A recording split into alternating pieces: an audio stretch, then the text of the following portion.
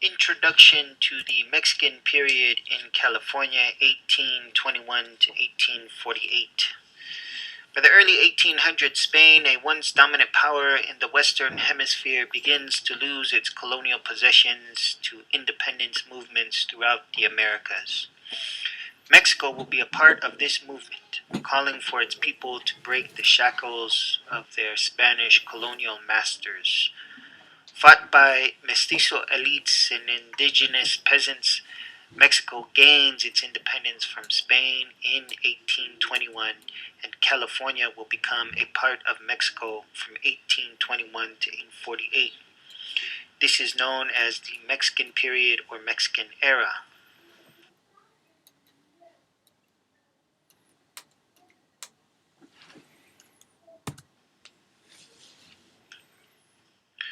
The Mexican period in California history is a time of tremendous change and continuity.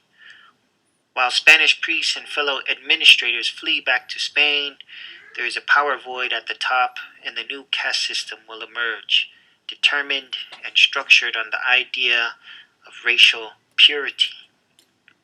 At the top, we have the new Mexican elite, who will refer to themselves as Californios, and they will be competing for power. At stake is the ownership of land, this very valuable resource, principally the ownership of vacated mission lands. At the bottom will be California Indians, who will continue to provide labor in a system of debt peonage.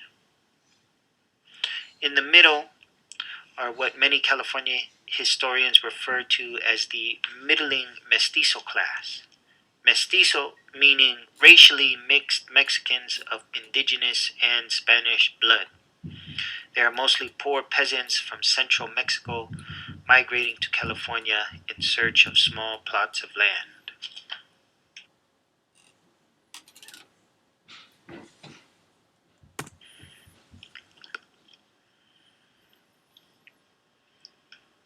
As with other liberated territories of the Americas, Mexico will draw inspiration from both the French and American revolutions in building their new republic. Mexican elites in central Mexico will draft a constitution in 1824 based on full racial and political equality. They are a Mexican elite with very little education and political experience, but they will be led by an idea of liberalism, meaning a political theory based on the equal rights before the rule of law. It also encourages democracy, the idea of a republic, or in other words, the idea that sovereignty of a nation lies with its people. They also push the idea of private property and laissez-faire, meaning no government control of private property, trade, or business. And they are staunch opponents to hereditary power. According to the Mexican Constitution of 1824, even indigenous peoples of Mexico could hold office and vote and were granted full freedoms of person and rights to property.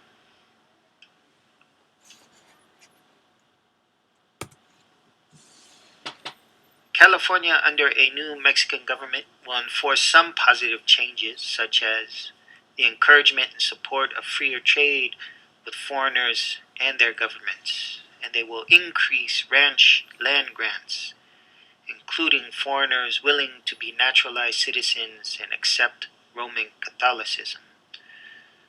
However, the most important policies will be around the idea of secularization. The definition of secularization is to transform a society from close identification with religious values and institutions towards a non-religious value system and secular institutions. In In simpler terms, this meant taking away the mission lands from the church as an institution. Why is secularization so important to the Mexican government? Along with the independence from Spain, freeing their new country from the Catholic Church's control and domination was central to the Mexican government.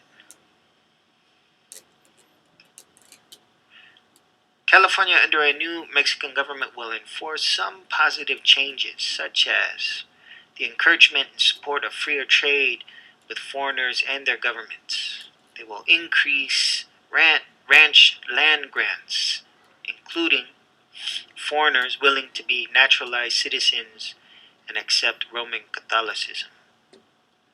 One of the most important policies, however, is secularization.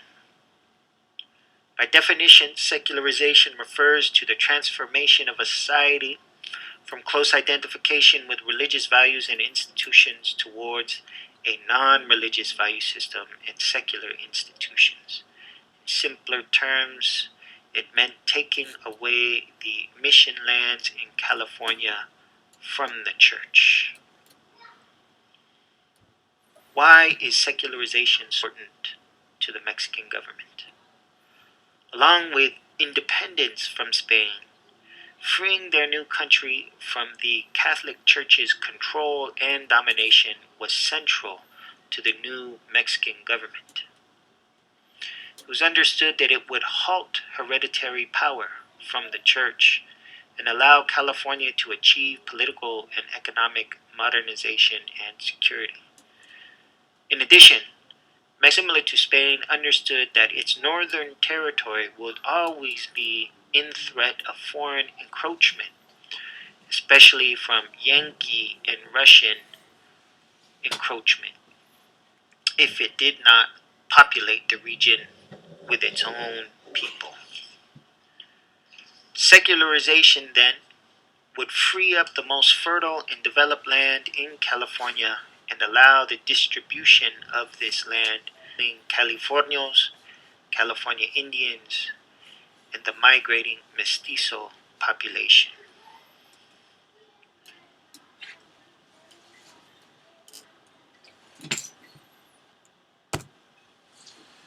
While the Mexican government desired California mission lands to be distributed amongst the different racial classes existing in California, government officials had very little control in California in terms of what went on in that northern territory. This new Mexican elite class, calling themselves Californios, emerged and took the former lands and dominated the economic, political, and social life in the area. And who were these Californios? Some were elites who migrated from central Mexico during the Spanish era to colonize California. But the majority were soldiers that protected the missions and their descendants. In return for their military services, the Spanish government granted them land. During the Spanish era, the Californios were very critical of the church and envious of their power. They saw the church as an obstacle to their own economic ambitions. Racially, they saw themselves as being superior or a superior race, meaning they saw themselves as being quote-unquote white and not Mexican, but Californios, and aligned themselves with Europeans and Yankees, the people they felt were the real whites.